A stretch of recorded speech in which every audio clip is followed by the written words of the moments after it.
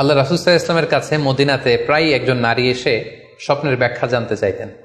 সে নারী বলতেন যে, ইয়া রাসূলুল্লাহ, আমি প্রায়ই স্বপ্নে দেখি যে আমার ঘরের একটি পিলার ভেঙে গিয়েছে এবং আমি অন্ধ সন্তান প্রসব করেছি।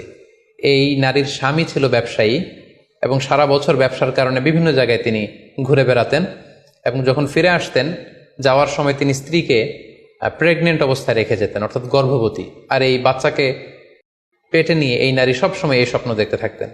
তো রাসূল সাল্লাল্লাহু আলাইহি ওয়াসাল্লাম স্বপ্নের ব্যাখ্যায় বললেন, তুমি চিন্তা করো না, তোমার স্বামী সহি সালামতে ফিরে আসবে এবং তুমি সুন্দর সন্তান প্রসব করবে, ভালো সন্তান।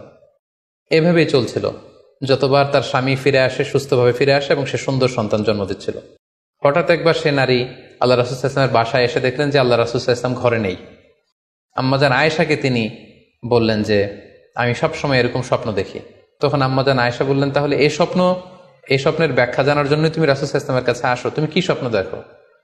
তখন সে নারী আম্মাজান আয়েশার কাছে খুলে বললেন যে, আমি স্বপ্নে দেখি যে আমার ঘরের একটি পিলার ভেঙে গিয়েছে আর আমি একটি অন্ধ সন্তান প্রসব করেছি।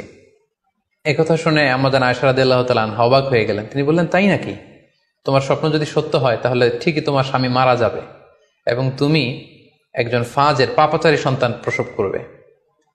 ঠিকই দেখা গিয়েছিল তার পরের বছর তার স্বামী যখন আসলো, জীবিত আসতে পারেনি, তার স্বামী ইন্তেকাল করেছিল এবং এই নারী যে সন্তান প্রসব করেছিল সেটি ছিল একটি পাপাচারী সন্তান।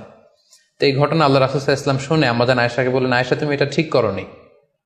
তুমি যদি কখনো কারো স্বপ্নের ব্যাখ্যা করো, তুমি ভালো ব্যাখ্যাটা করবে, কখনো মন্দ দিক থেকে ব্যাখ্যা করবে না। হয় চুপ থাকবে, ব্যাখ্যাই করতে যাবে না, আর যদি স্বপ্নের ইন্টারপ্রিটেশন তুমি করতে চাও তাহলে ভালো ব্যাখ্যাটা করবে।